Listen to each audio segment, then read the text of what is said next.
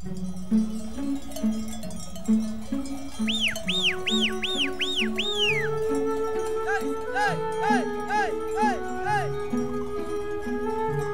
kadar hassas ki yani çok insandan bile hassas. Çok zeki bakışlı, gerçekten de zeki.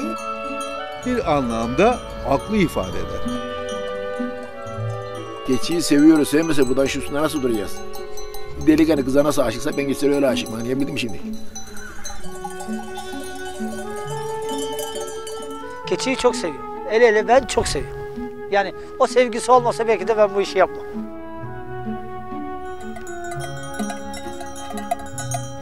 Onlar hakkında ne biliyorsunuz? Bildiğiniz her şeyi unutun. Hikaye şimdi başlıyor.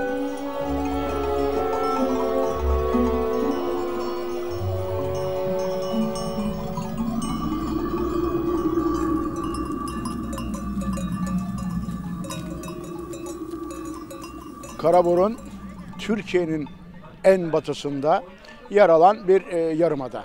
Rüzgarlı Mimas. Mimas'ın rüzgarından keçilerimiz ağızlarını kuzeye doğru döndüklerinde gerekirse 2-3 ay su içmeden dahi yaşamlarını sürdürebilecek durumda olduklarını bizim mitoloji kitaplarımızda da okuyoruz.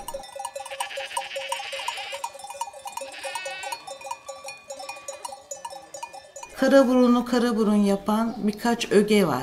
Denizi, dağları, işte temiz denizi, temiz balığı derken keçilerde de bir sembol. Halk bir kısmı Yörük, Türkmen kökenliler var. Bir de mübadele sonucu buradan giden Karaburun Rumların yerine gelenler var. Onların da çoğu Selanik ve Kavala tarafında, daha çok da kırsal yerlerden. Şehirdeki insanların keçiye karşı düşmanlığı vardır. Keçilerin ormana çok zararlı olduğu ve keçi etinin ve keçi sütünün zarar verdiği konusunda şehirlerde yaratılmış şehir efsaneleri vardır. Kötü isim aldırmışlar bir keresi. Birisi bir amel olmuş. Geçedi. Ama doğrudur, ona da inanırım. Şimdi bu dağdaki bir hayvanla şehirde damdaki bir hayvan farklıdır yani şimdi. Keçi eti kesinlikle ama kesinlikle ishal yapmaz. Özellikle oğlak eti hiç ishal yapmaz. Sürekli dana etiyle beslenen insanların bağırsak florası buna alışkındır. Yeni bir etle karşılaştığı zaman ona yabancılık çekebilir. Dolayısıyla ishal vakaların en önemli nedeni budur.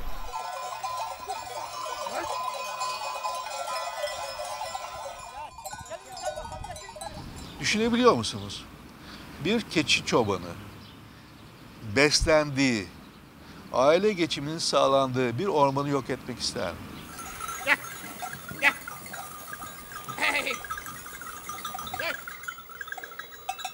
Türkiye'de keçi yetiştiricinin bir kesimi orman içi ve orman kenarı köylerde yapılır.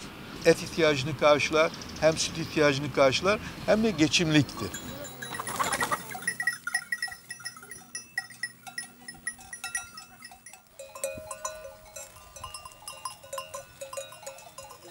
Ergin ormanlar arasındaki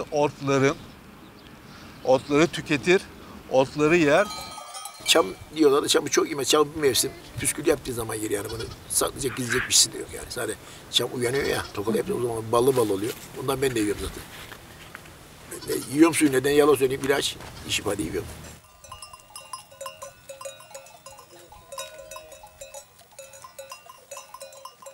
Yangınların çıkmasını engeller. Bakın bu yeterince biliniyor. Türkiye'de orman yangınlarının son dönemlerde ortaya çıkmasının nedenlerinden birisi de keçi sayısının azaltılmasıdır. Bir bu dağları gezen keçi var. Bu keçi Kalt Dağı'nda var ya, dağlar yalan.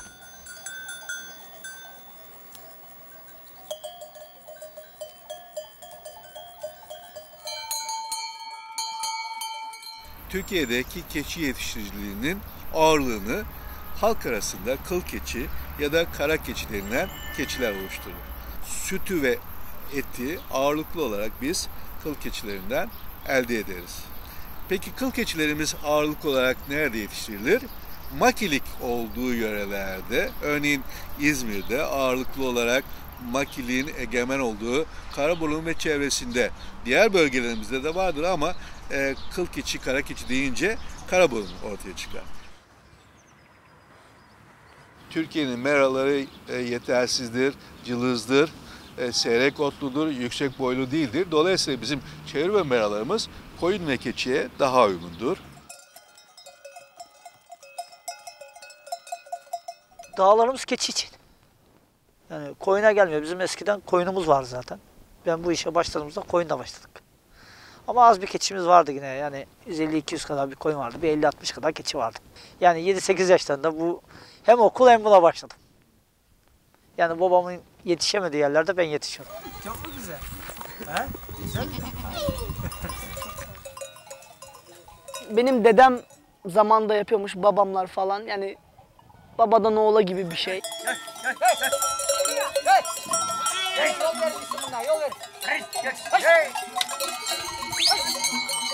Türkiye bitkisel üretimiyle, hayvansal üretimiyle bir tarım ülkesi. Bir zamanlar kendisini besleyen 7 ülkeden biri olarak kabul ediliyordu. Tarımsal desteklemelerde ağırlıklı olarak sığırın öne çıkartılmasıyla Türkiye hayvancılığında önemli zaaflar yaşanmaya başlandı. Nedir hemen somut olarak bunun göstergesi? Kırmızı ettir. Yaklaşık bundan örneğin 40-50 yıl önce nüfusumuz 40 milyondu. Hep söyleriz. Koyun sayısı da 40 milyondu ve övünürdük. Bir insanımıza bir koyun düşer derdik. Şimdi nüfusumuz 77 milyondan bahsediyoruz. Ama koyun sayımız son rakamlara göre 25 milyon civarında. Yani 3 insana bir koyun düşüyor. Peki keçi sayısı? Keçi sayısı da giderek azalmıştır.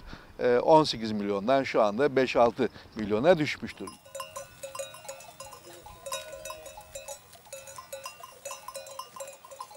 Sabahleyin kalktık mı kahvaltımızı yaparız. Hayvanlarımız içine gireriz. Hayvanlarımızı sağarız. Sağmadan evvel oğlakları ağlı dolaşırız. Almayanlarımız olur mesela. Doğum esnasındaysa eğer. Bağladığımız hayvanlar var. Onları çözeriz, emiştiririz. Emişten sonra sağım yaparız. Sağımdan sonra kısır çobanı kısıra gider.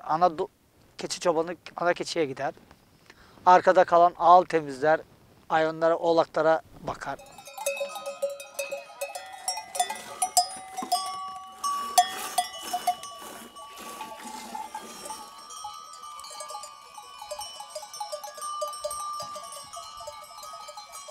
Günümüz dağlarda otlata otlata 6'ya kadar geçiyor. 6'da olduğunda akşam yine ayırıyoruz hayvanları. Bu sefer anaç keçiler aşağı ağla gidiyor. Orada sağlıyor. Kapatılıyor. Küçük oğlaklı olanlar, körpe oğlaklı olanlar yavruların annelerini yavrularına salıyoruz. Emiştiriyoruz, öyle ayırıyoruz, bırakıyoruz.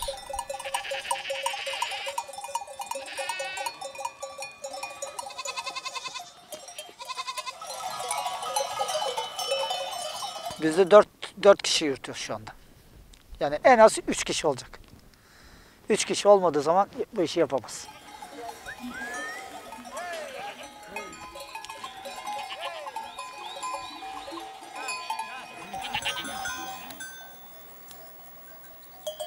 Akşam üzeri başlasın hayvanlar çağından ne tarafa gitti? Bulamaya başlasın. Geliyor mu sürü, gidiyor mu, nasıl oldu? Merak edersin tabii sürü, bu senin canın. Çoban hasta olur, şu olur, hasta olur. Bu hepsi yani. Takip ediyor sonra. Kulağın birisinde olacak. Olmasa yaşayamazsın.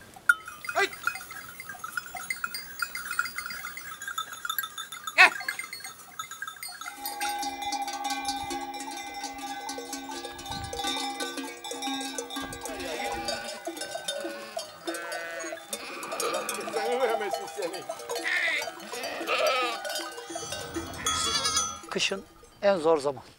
Yani doğum, ondan sonra oğlakların büyümesi, sağım ve okulların açık olması. Mesela şimdi bizim gibi hep aileli olan kişiler mesela çocukları okula gidiyor. Biz dağlardayız. Çocukların okula gidip gelmesi sorun.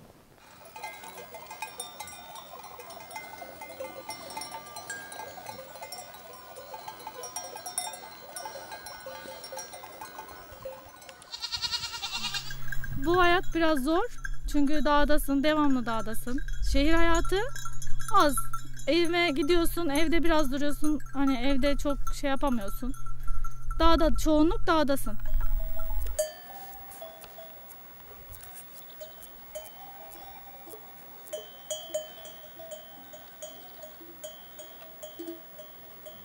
Eskiden daha zordu. Yollar yoktu, vesayetler yoktu. Yani bir de kurt vardı.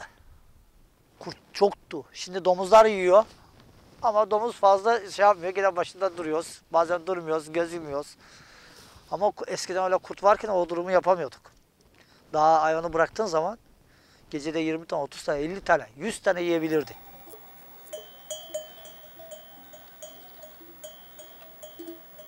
Yol 80'de açıldı buraya.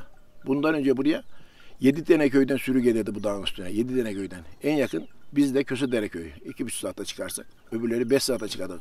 Küçükbahçe, Parlak, Salman, Eylonca, Kösedere. Bu daha 30 tane sürü çıkardı bu dağa. Yalnız sürüler burada çok kalabalık değildi o zaman. Canavar sorunu çoktu.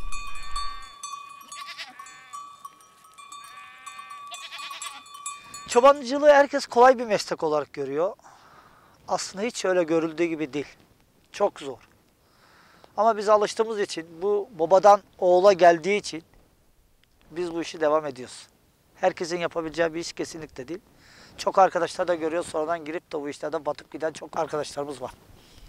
Yani herkes yapamaz bu işi. Bu iş başlı başına bir iş. Yani öyle basit değil. Altyapı çocukluktan başlayacak yani bu. Öyle kendiliğinden olmaz yani. Şöyle İzmir'den gel bu işi yapmak yaptın mı? Yapamazsın yani. Kitaptan okunarak olmaz bu. Hayattan okunarak olacak bu.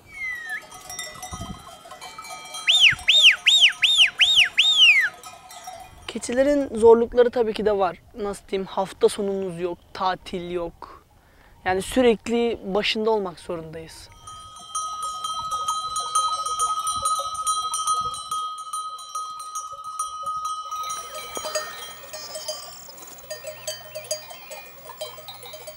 Keçi başat bir hayvandır. Örneğin koyuna göre bunu karşılaştığımız zaman bazı koyun sürülerinde sürüye yön vermek için keçiler kullanılır. Yani keçi gerçekten koyunları da bir bakıma güder.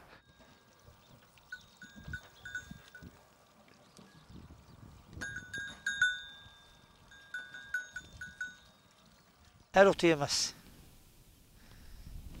Çiçekli seyleyle çiçeğini yer. Otu da yemez. Çiçeğini toplar gider. Çalının kelini yer. Filizini yer.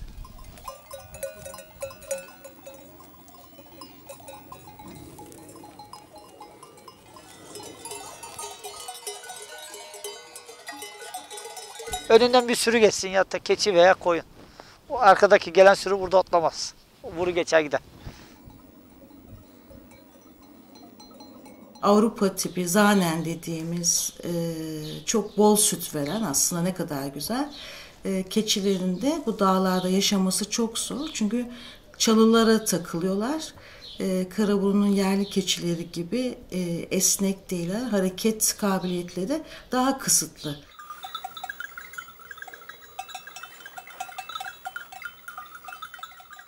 Bak bizim keçide hastalığa daha tahammülü, daha çetin bir hayvan şimdi. Aptal cinsi değil yani. Biz bunları bulduk burada. Dedelerimizde daha önce başka denendi mi bilmiyorum ya şimdi. Mesela Antalya tarafına git, Uşak tarafına git, daha fazla ağır hayvanlar. Bizimkinden daha kilolu ama bizim hayvanlar pırıt geçiliyor ama daha çetin geçiyor yani bunlar. Daha çok koşar. 40 adım bir çalı koparır bunlar. Bu çoban da sağlıklı olacak, genç olacak. Geçiliyor de.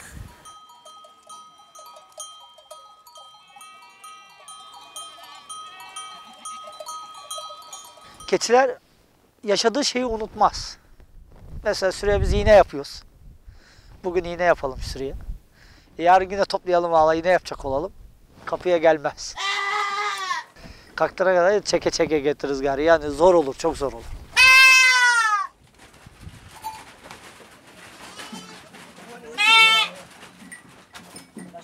Düşenin dostu olmaz derler ya, aynı onun gibi. Keçinin nasıl diyeyim sana, birinin ayağı topal olsun. Önüne gelen bir tane vurur. Önüne gelen bir tane vurur. Yani Allah'ını seven bir tane vurur, düşürürler onu. Yani onu ayıracaksın sürüden. Keçide öyle de bir hassaslık var. Yani içinde körü topalı barındırmak istemez yani.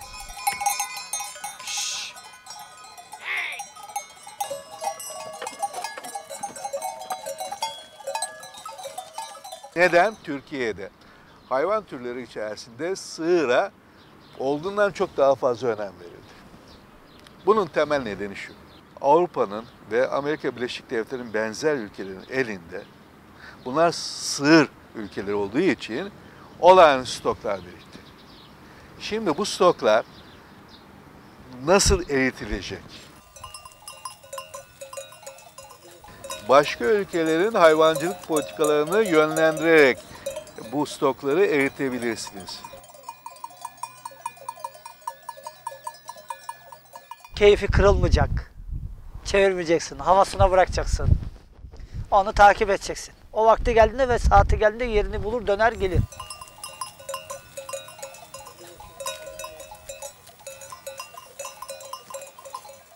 Keçi hayvan türleri içerisinde zeka açısından en ileri düzeydedir.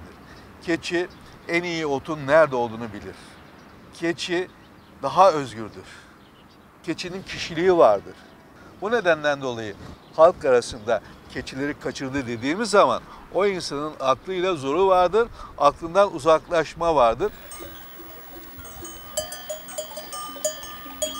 Keçi her zaman bizim rehberimiz oldu. Nedenini söyleyeyim. Keçi inatçı bir hayvan. Keçi boyun eğmeyen bir hayvan. Koyun gibi değil. Sürü mantığı yok.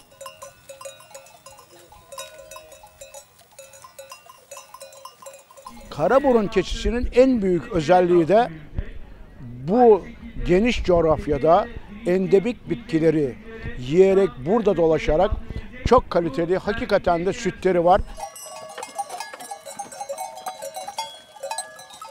Başka hiçbir hayvanın çıkamayacağı yerlere, yarı kayalık olan yerlere çıkabildiği için dışkısındaki tohumları da doğanın en ücra yerlerine saçabiliyor. Böylelikle bir ekolojik denge kuruluyor.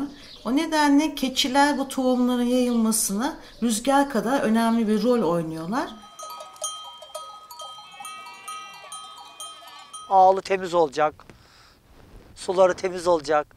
Yayıldığı alan koyun otlamayacak, keçi olacak.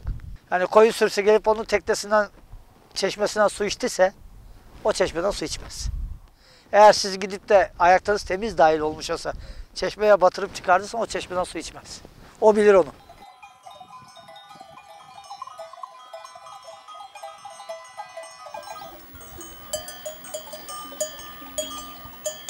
Koyun ve keçiyle uğraşan insanlarımız o işi bırakmışlardır ve kentlere gelmişlerdir.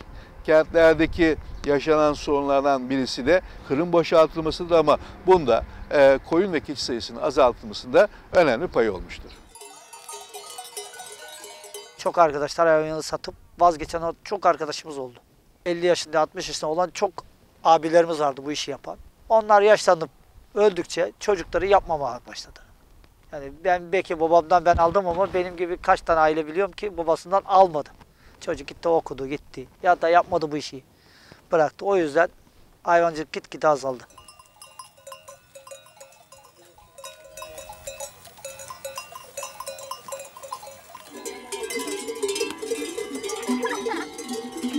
Ben bu işi yani yaparsam yapmayı da düşünüyorum. Yani gelecekte çocuklarıma yani daha avantajlı şekilde bırakmak istiyorum. Yani nasıl diyeyim, bu hayal ettiklerim yani planlarım falan uygularsam çocuklarım yani daha kazançlı, belki daha tecrübeli olabilirler.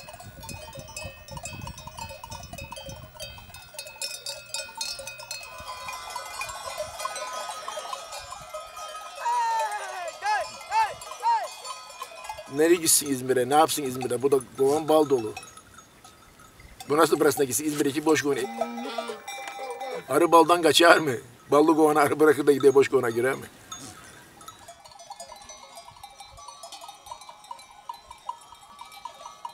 Kıl keçisi bizim atalarımızdan, dedelerimizden çok öncelerden var olan bir ırk. Bunun kaybolmaması gerekiyordu. Karaburun bölgesi çok uygun kıl keçisine. Dağ, tepe, orada biliyorsunuz düzlük, ova yok. O bölgeyi genelde almak istedik bu programın içerisine. Çünkü kıl keçisinin hem kendi içinde ıslahı yapılacaktı, hem de oradaki insanların para kazanması sağlanacaktı. Hem de bir bölge oluşturup kıl keçisinin yok olmasını engelleyecektik. Kıl keçisinin biz projeye başladığımızda, süt toplamaya başladığımızdaki verimliliği 80 litreydi, 75 litreydi. Bugün 150 litrelere geldik, 120 litrelere geldik. Bu toprakları vatan toprağı yapan en önemli hayvan türü koyun ve keçidir. İşte buna bağlı olarak binlerce yıldan beri koyun ve keçi ile ilgili bağlantılı olarak bir kültürümüz oluşmuştur bizim. Asırlardır altında kırkım yapılan bir mekan. Kırkım şenliğine hoş geldiniz. Sefalar getirdiniz.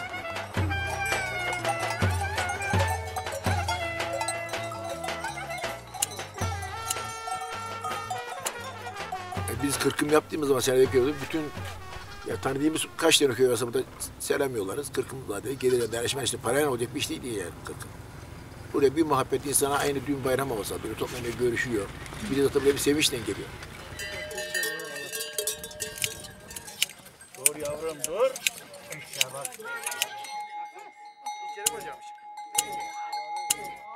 Binlerce keçimiz var. Bunu keçi sahipleri 1 veya 2 kişidir. Bunların eğer kırkımlarını yapmak kalkarlarsa haftalarca sürer. Ancak en güzel örf adetlerimizden ve dayanışmalarımızdan biri olması nedeniyle bir işbirliği içerisinde, bir imece usulüyle herkes birbirine destek olarak bunları 1 veya 2 gün içerisinde bitiriyorlar. Hayvanlar da rahatlıyorlar ve bu da çok güzel. Aynı zamanda dostlukları da geliştiriyor.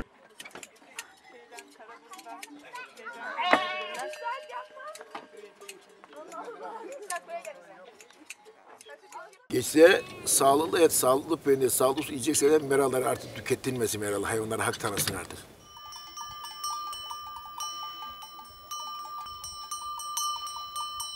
Keçilerin serbest dolaştığı yerlerdeki olan yeni çalışmalar, bunlardan bir tanesi devletin endüstriyel zeytincilik yapmak üzere kiraladığı yerler meraları kısıtlamış oldu.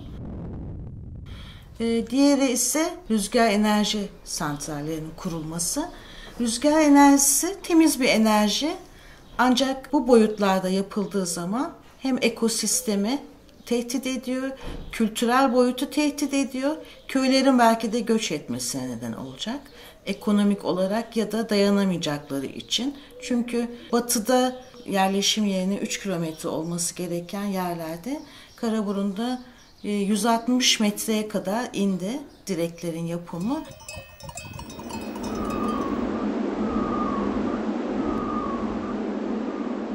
Ne yazık ki son yıllarda alanlarımızın biraz daralması keçi sayısında büyük bir düşüş oldu. Bundan önce 35-40 binlerde gezen şu anda 15 binlere kadar düştü. Biz dağlar hep bize verse demiyoruz yani. Ama incelesinde hayvanların hakkını ayırsınlar. Kış meralarını ayırsınlar. Bizim kış merası, Geyleköy'ün kış merası yok. Koyun ve keçi türü diğer hayvan türlerine göre doğaya daha bağımlıdır. Dolayısıyla koyun ve keçiden bizim elde ettiğimiz sütler de, etler de diğer hayvan türlerine göre vücudumuza daha sağlık verirler. Bu açıdan çok önemlidir. Özellikle sığır sütüne karşı alerjisi olan insanların çocukların beslenmesinde keçi sütü öne çıkartılmadır. Üstelik içerik açısından ana sütüne en yakın süt de keçi sütüdür. Keçi peynirinin veya keçi sütünün, keçi yoğurdunun daha kolay sindirilebilmesi ve daha fazla enerji harcamaması yaşlar için, bebekler için tercih edilen bir konu oldu. Keçi sütü ürünlerinin var olan enerjilerini tamamen siz kullanılabilir enerji olarak vücudunuza aktarabildiğiniz için bir defa hem daha fazla enerji, daha fazla protein, daha fazla mineral vücudunuza aktarmış oluyorsunuz. Vücudunuzun istediği, ihtiyacı olan buradaki mineralleri alıyorsunuz ve bunları vücudunuz kullanıyor. En önemli sağlık açısı bu. birlik süt toplamaya başlamadan evvel keçi sütü en fazla 4 ay toplanıyordu.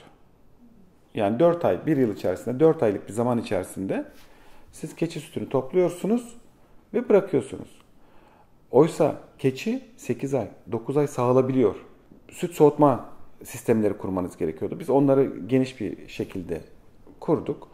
İzmir Birliği bu sistemi oluşturarak hem Türkiye'de hatta Balkanlarda bile örnek oldu diyebilirim size.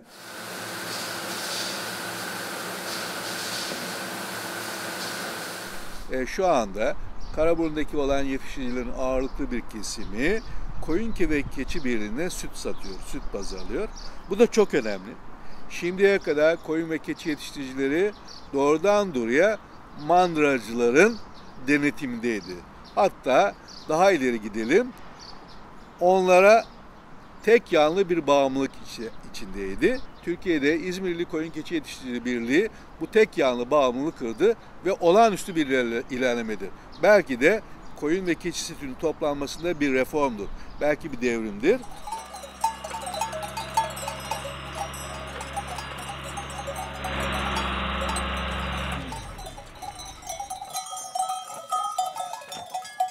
Bugün İzmir'de işte 600-700 kişi üreticimiz süt sağarken 2010 yılında biz başladığımızda bugün 4000-4500 üreticimiz süt sağar hale geldi. Daha çok süt veren hayvanların sürüde kalması için uğraşılacak. Daha çok süt, daha çok yavru veren annenin, erkeğinin damızlığa ayrılmasını içeriyor. Burada daha kaliteli, daha çok yavru veren, süt veren hayvanları siz kasaba göndermeyip sürünüzün içerisinde bırakarak bir sonraki nesili güçlü duruma getirerek verimli hale alıyorsunuz. Buradaki amaç bu. Türkiye'nin koyun sütü olsun, keçi sütü olsun en pahalı satılan ili bugün İzmir'dir. Ancak en sağlıklı sütün tedarik edildiği il de İzmir'dir. Yani biz bir para alıyoruz fazladan ama bunun karşılığını bizim üreticilerimiz fazlasıyla veriyorlar. Çünkü sağlıklı, temiz, hijyen, somatik hücre sayısı, mikrobiyolojik yapısı çok uygun bir süt üretiyoruz biz.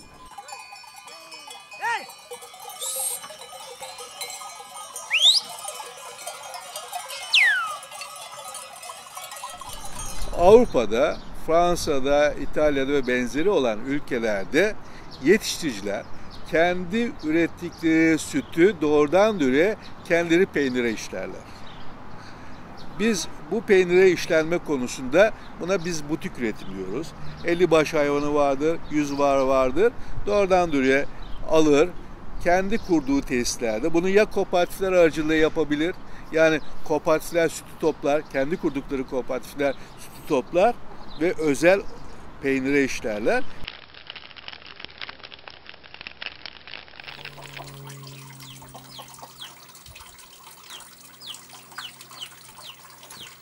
Nordan yapılır kopanesti. Norunu güzelce pişireceksin.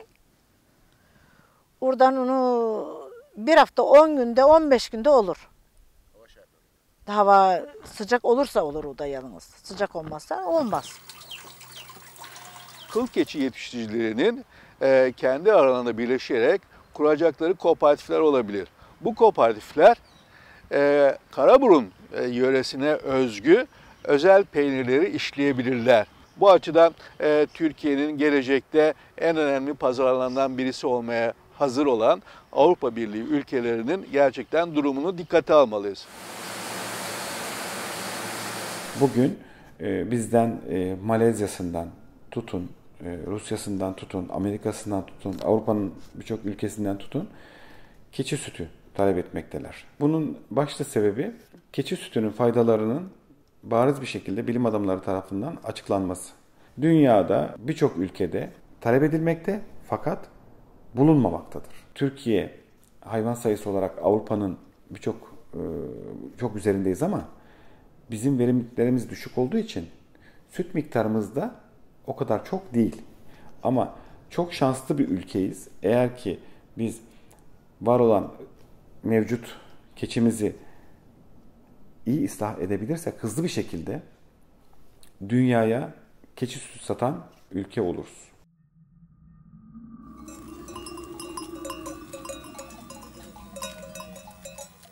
Bu da geçiler, bu dağın çobanı, dağın bir hayat bir de. Peynir nereden alacak bu millet? Pazarcıdan gidip alacak. Kurbanını burada tedarik ediyor bu adam. Buradan geçiniyor. Gübresinden bahçeye dikiyor. Ekonomik olarak bir girdisi var, bu güzel. Çok da sağlıklı bir beslenme tarzı. Keçi eti olsun, keçi sütü. Keçi sütünden yapılan besin değeri çok yüksek ve bugün Türkiye'nin bütün tanınmış gurmelerinin tanıdığı keçi sütünden yapılan peynirler çok önemli. Ama kültürün yok olması, insanlığın yok olması gibi. Karaburun'da keçileri yok ederseniz Karaburun kültürü diye bir şey kalmayacak. Başka deniz kıyısındaki yazlıklar gibi olacak, kimliksiz.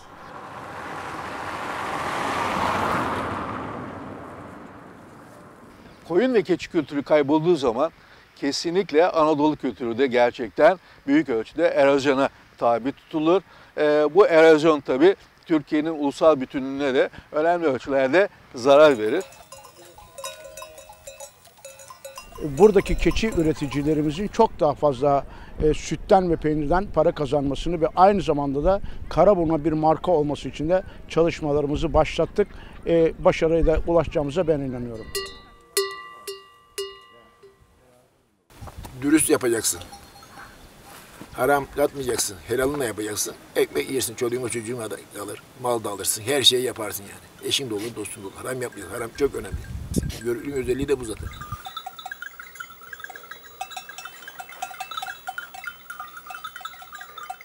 Keçi bizim için her şey. Her şeyimiz. Her şeyimizi onlara borçluyuz.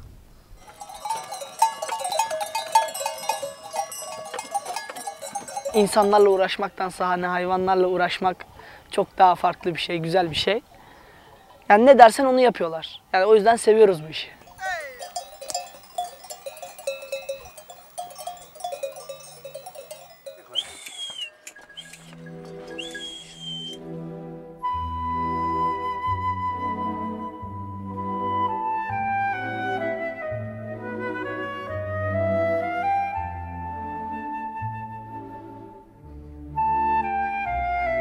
Karaburun'un kara keçisi, Türkiye'nin diğer bölgelerindeki kıl keçilerine göre daha yüksek süt verimine sahip. Bu özelliğiyle Tarım, Gıda ve Hayvancılık Bakanlığı'na bağlı TAGEM tarafından halk elinde ıslah projesiyle destekleniyor.